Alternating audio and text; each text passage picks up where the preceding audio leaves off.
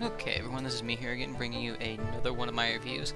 This one is going to be over Alan Wake. It's a survival horror game from a couple years ago that hasn't had an official sequel. Now, what I like about this one is that it takes influence from other things, as in like Stephen King or The Twilight Zone.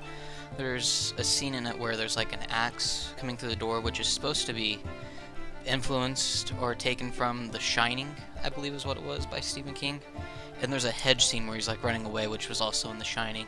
And then there's like Alfred Hitchcock's The Crow, which in this one he has, in the Alan Wake, there's birds that come down and try to attack Alan. So I found that kind of neat that they used influences from other things that I personally like, that I think make a story better, small elements like that. And I don't know what it was, but this game has a certain survival horror feel that I actually like, that it's very hard for me to find. Like, things like Silent Hill and stuff, they're good, but stuff like Alan Wake has that, I don't know, thriller feel that I like. It's, possibly ordinary, but I generally find the real much more disturbed than stuff like what happened to Silent Hill, where it's like an alternate reality in the other world.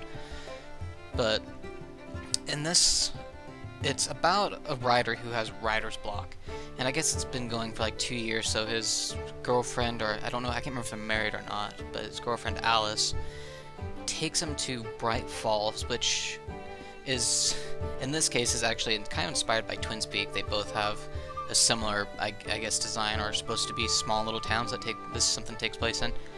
And she takes him to this cabin in Bright Falls that it's kind of weird, because at first you don't know if the main character is going crazy or not, but in this, it happens, and then he'll go somewhere and like no one knows what happens. Like, if they go to the cabin and she gets taken, and he tries to go find her, and the next thing he knows, he's waking up in a forest, and then he goes to the police saying what happened at this cabin, and they're like, well, there hasn't been a cabin here for 20 years after a volcanic eruption, and that's just like, what? So from there you can tell something's going on. Either he's going crazy, or there's actually something going on. In which later you find out that there's actually something going on in this, and he's the in-between guy. There's what's I think was called the Darkness, and then there's the police. Both are after him. And so he's having to kind of just avoid the police and the darkness while trying to save his girlfriend. So then later on, he gets sent to this little I don't know, mental institution or something, and there's this doctor, and this doctor's pretty much in on it. But what I found interesting was I think this is where you first meet him, but there's this band, they're called the Old Gods of Asgard.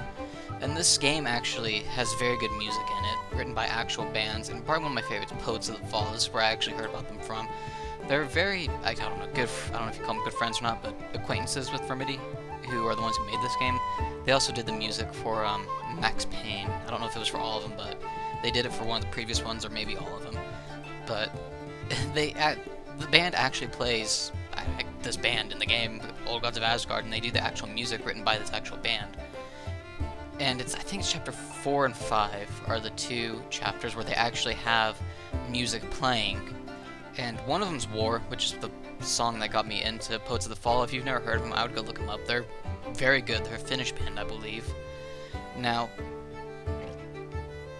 this game has 2 DLCs. He never actually escapes what this is that's actually happening.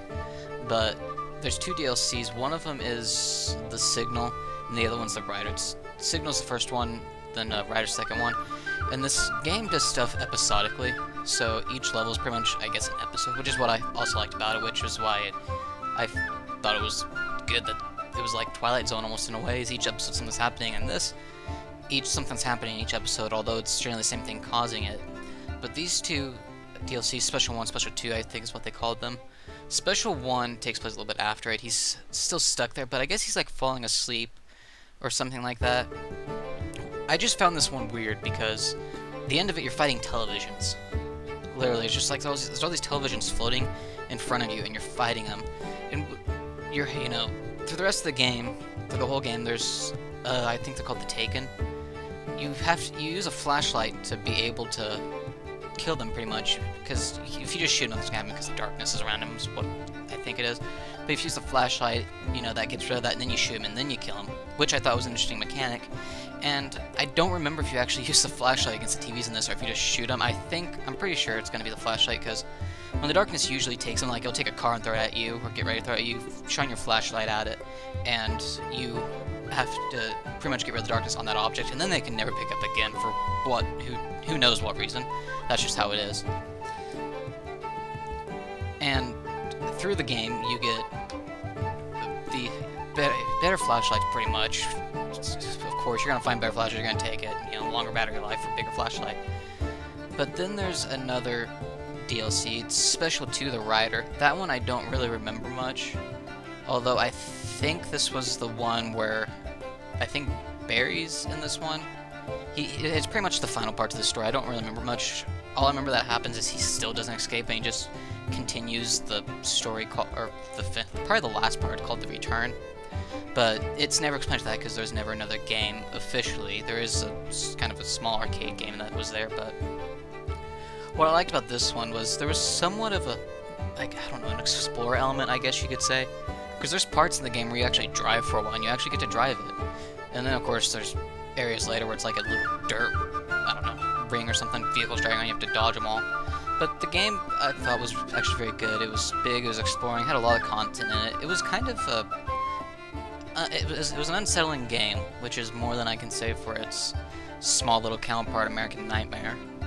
But it just had that thriller element about it that I like, that I don't see a lot in many games. Deadly Premonition is another one that has it, but of course, there's reasons why everyone loves Deadly Premonition, not for its horror feel, but just because it has its funny moments, and it's more of a guilty pleasure that was able to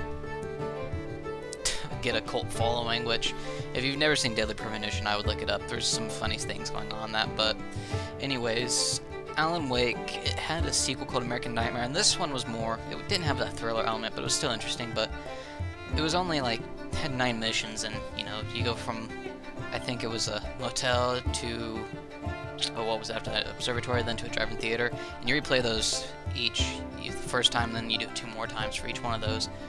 And each time you have to do something differently, because after you get to the drive-in theater in the first one, you fail, start over, you fail again, then you succeed the third time when you go through everything. But what I liked about this was each time you went to each individual area, there was always this narrator that talks over, and you can just tell that's pretty much just taking influence from the Twilight Zone, which is probably one reason I actually liked American Nightmare for the most part. Granted, it was just so short. But the music, of course, again, from this one, also had Poets of the Fall doing music. Like I said, Remedy and them have a thing going or something, I don't know. But American Nightmare, it had something going for it that I think if they would have been given time to actually just do a second one, because by what I understand, they were going to do a second one, it was going to take place in the desert also, kind of like this one was, but for reasons, I guess it's because of Quantum Break, they had to work on that, so they decided just to make a small little game, and they released it on the arcade, which originally got a hard copy release later on. But if this game was actually given more time, it could have been good, because there's this whole thing of collect more pages. I don't remember if the first game did it. I don't think it did. I think you just picked up weapons. But this one had it to where along the way you find little cases, and each one had weapons, and the more pages you collect, the better boxes you could open, I guess, because for boxes that contain better weapons required more pages, which I thought was a neat little thing. But as I said, with a small game, there's only so much they can do. And it felt like they wanted to make the game a little bit more open, kind of like what the first one tried to do. There was some open areas where you could drive around to the next place. This one they tried to do that, but of course you can only walk around the area, and during the cutscenes, I guess you could say, or the loading screens, is him actually supposedly traveling to the next spot. So you actually didn't get to drive, but you were able to walk around. There's small areas, so you really didn't need to walk around. But there just wasn't much to say about American Nightmare besides the fact that it just somewhat continued the story, and by what I understand, he still doesn't escape whatever it is, the darkness or whatever, and he's still stuck there.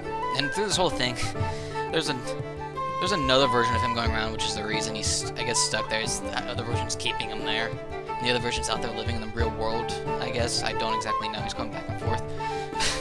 I think they call him Scratches. I don't remember, but he's just so funny. He's just this crazy version of Alan. I don't know what it was about him, but he's just a good villain that I wish they could have had the game longer and made him the actual villain, because he's just funny. I like him. There's a scene where, because you watch him on these TVs, and of course in the first one there's TVs everywhere, which has another version of him, but it's supposed to be just him talking about what's gonna happen later. But in this one, it's him, but it's the crazy version of him that's keeping him there. And there's just a scene where he's trying to talk to Alan on the TV, and there's this party going on next door, and he's just like, I'm gonna take care of this real quick. Gets a belt, ties it around his hand, goes in the next room, you just hear people screaming, and he's just enjoying it. If I remember correctly, he's laughing in the other room. It's just like, okay, Mr. Crazy Pants, you go get them.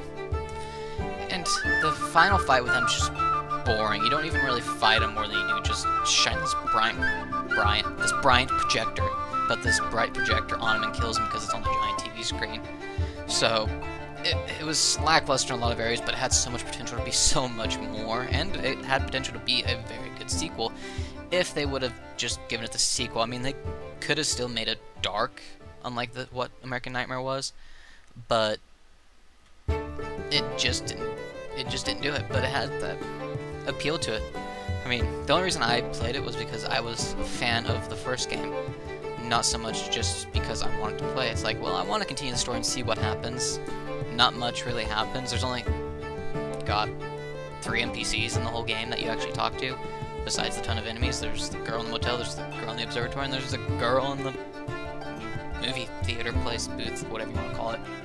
Anyways, that's my review of both Alan Wake and American Nightmare. Alan Wake's a very good game. I would say buy that one, and if you find the other one below probably $10, I would say pick it up. It continues the story a little bit but doesn't finish it. There's no real time, because as far as I can tell, by the end of American Nightmare he's still stuck in there, as far as I can tell if you watch after the post-credit scene. But I would say pick up the first one definitely, get the second one if you want to finish it, or if it's cheap enough. Maybe there's a collection out there, I don't know if there is. But anyways, I will leave it at that, and I will see you guys in my next review.